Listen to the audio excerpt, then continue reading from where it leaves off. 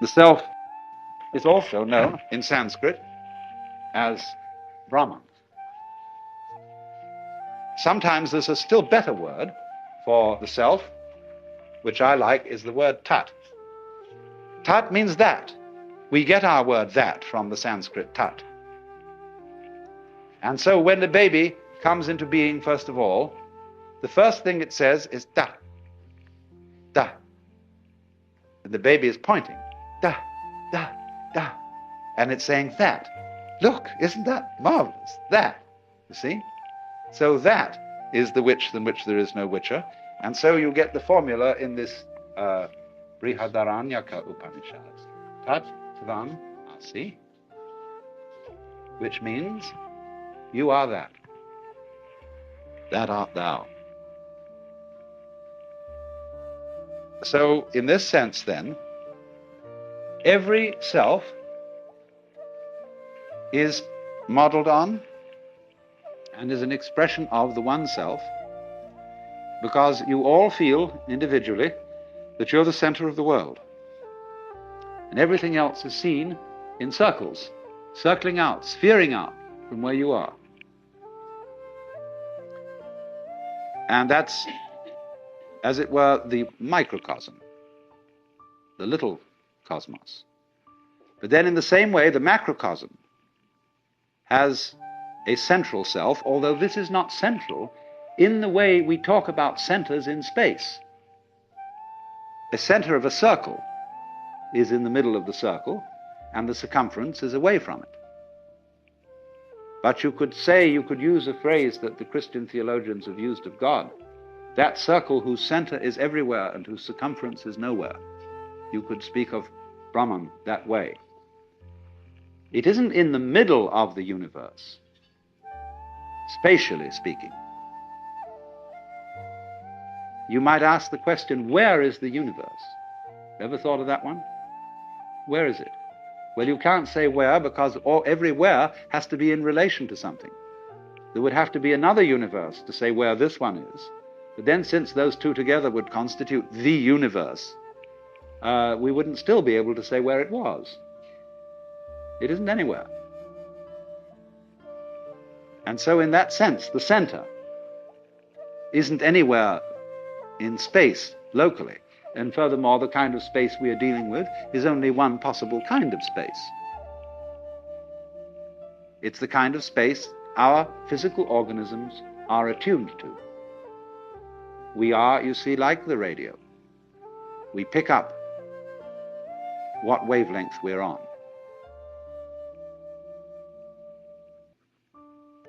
So then, when inquirers used to come to that great modern Hindu saint, Sri Ramana Maharshi, and they'd ask him all sorts of silly questions, like, who was I in my last incarnation? What will I be in my next one? He would always reply, who is asking the question? Who are you? Find out, because that's the thing you need to know. As it were, dig down into the depths of your being and say, what is this that I call I? That's one of the very fascinating questions. It teases us out of thought to think about death in the sense of going to sleep and never waking up. Imagine that. And you find you can't. And yet it's a thought that although you can't get to grips with it, it remains fascinating. Also the question, how is it suddenly that you awakened into this world? Where were you before? In Zen Buddhism, they have the meditation problem, the koan. Before your father and mother conceived you, what is your original nature?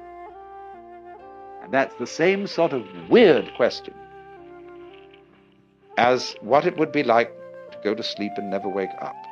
What was it like to wake up having not previously gone to sleep? It's very mysterious. But as you go on and plumb this question, you begin to develop the feeling that your existence is exceedingly odd. in many ways odd. Odd because it is here and it so easily might not have been.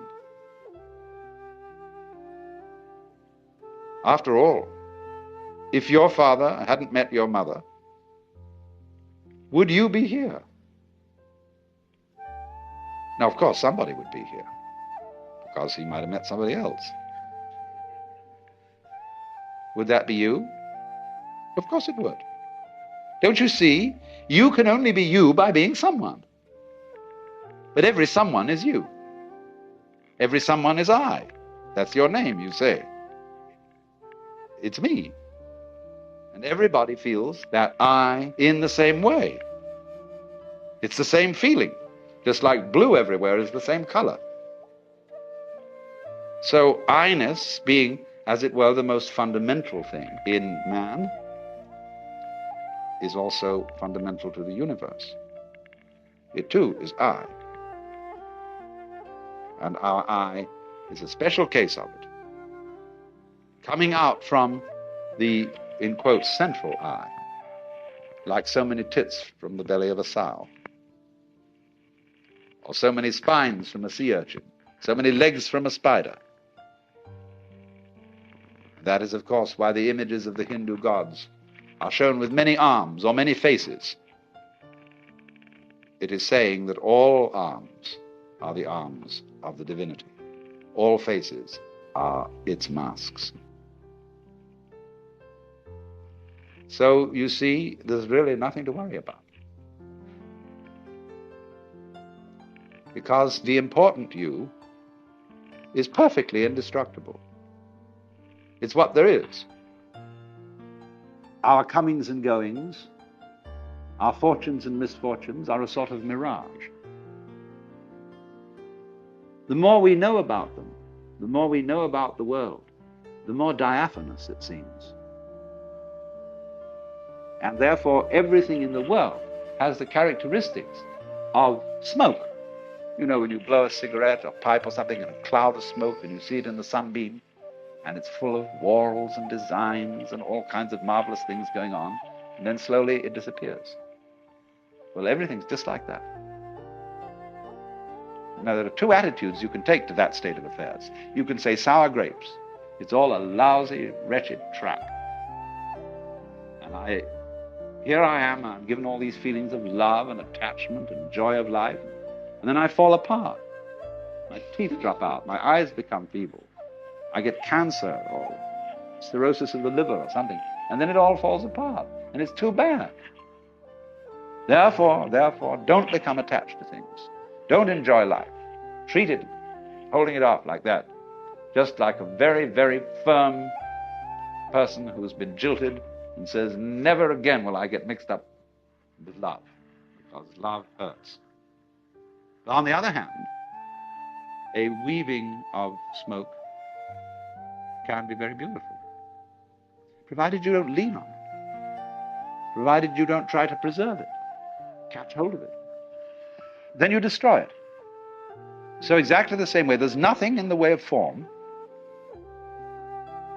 that you can lean on, that you can grasp. And if you see that, then the world of form is very beautiful.